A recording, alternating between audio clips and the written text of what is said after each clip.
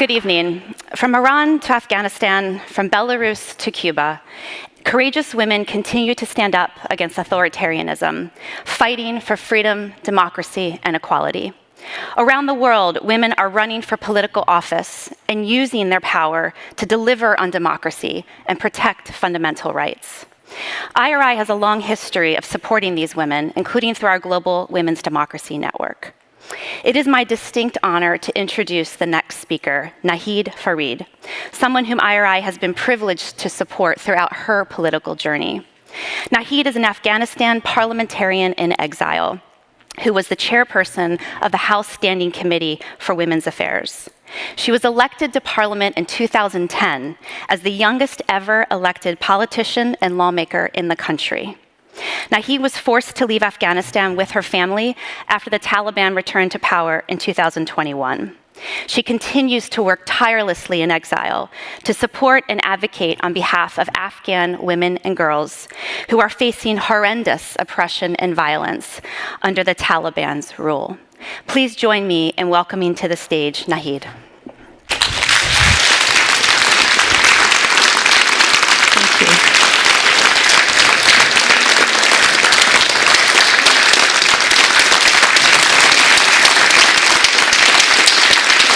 Thank you so much. Good afternoon. It's my absolute honor and pleasure to be speaking at this very prestigious stage of democracy. I just wanted to start by asking you to imagine a world where every individual of all 8 billion population of the world feel empowered to make a difference. When the true collective strength of our democratic world thrives. Such an ideal world. Today I've been asked to stand before you and to share my story, my mission, and how together we can unlock the true potential of democracy. My name is Naheed Farid. I am an Afghanistan parliamentarian living in exile. And for as long as I can remember, I've been deeply committed in building a society that values human rights, that values justice, equality, active participation of citizens. And throughout my journey, I've come to realize that every change starts with individuals.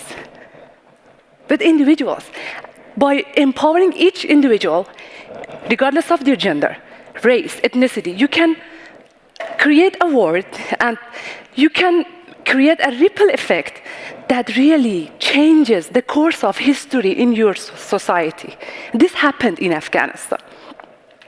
In 2021, women of the world achieved a very significant milestone in attaining highest level positions of power and political power worldwide.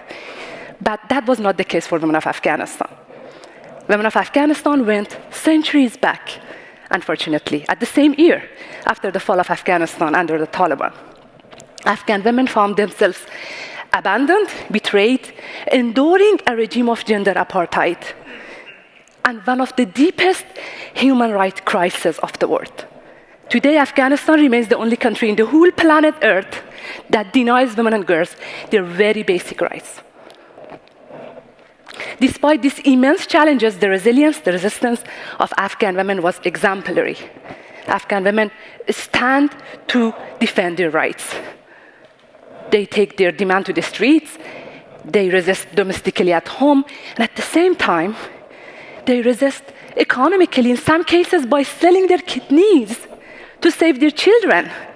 And this serves as a stark reminder of the harsh reality we all facing, ladies and gentlemen.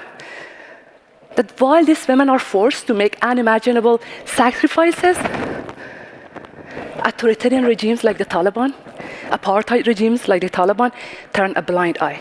These oppressive regimes that are benefiting from authority and power, at the same time they receive support from other authoritarian regimes in the region, in the world. And this is really unfortunate to see all these authoritarian and oppressive regimes that get together and get more power by this supporting each other to further suppress women and women push back. This authoritarian regime at the same time are mostly built on patriarchy and on misogyny. This takes me to the time when I had to take the difficult decision of leaving my country behind after the fall of Afghanistan under the Taliban in August 2021, escaping the clutches of Taliban authoritarianism. And I vividly remember the uncertainty, the fear that I had at the same time as we embark on this journey with my daughter by my side.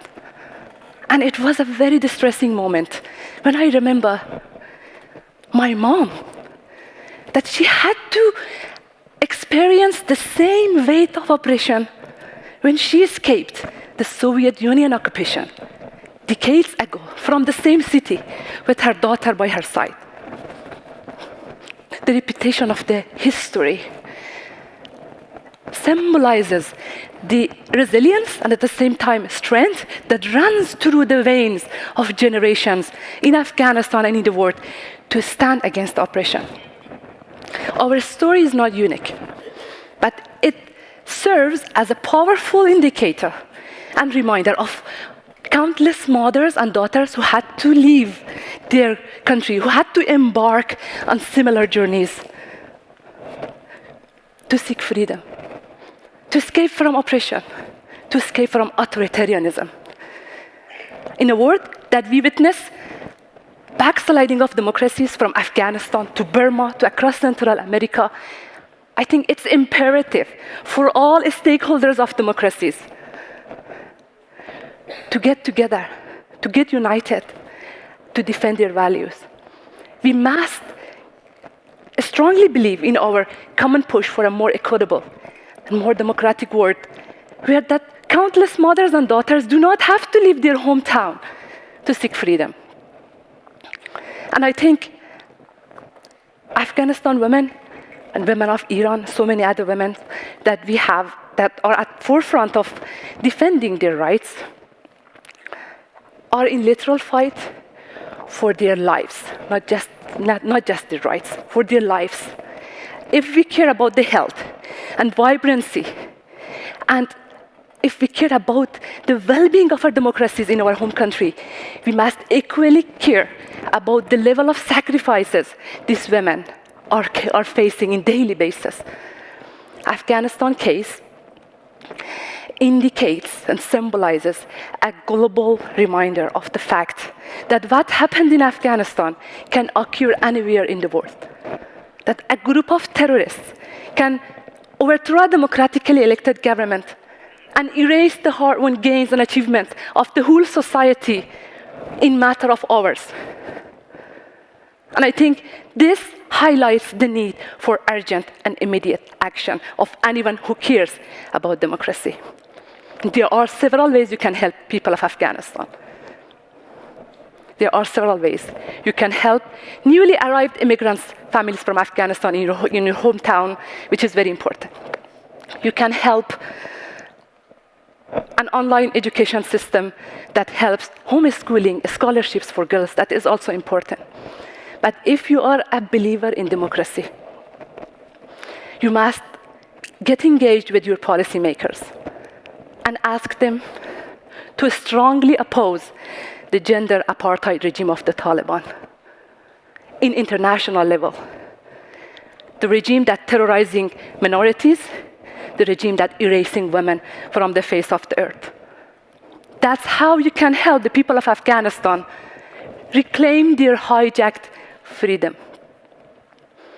Ladies and gentlemen, as individual of that 8 billion population of the world, you have the ability to raise your voice, to make a significant difference in the life of millions that need you at this time of need, at the greatest time of their need.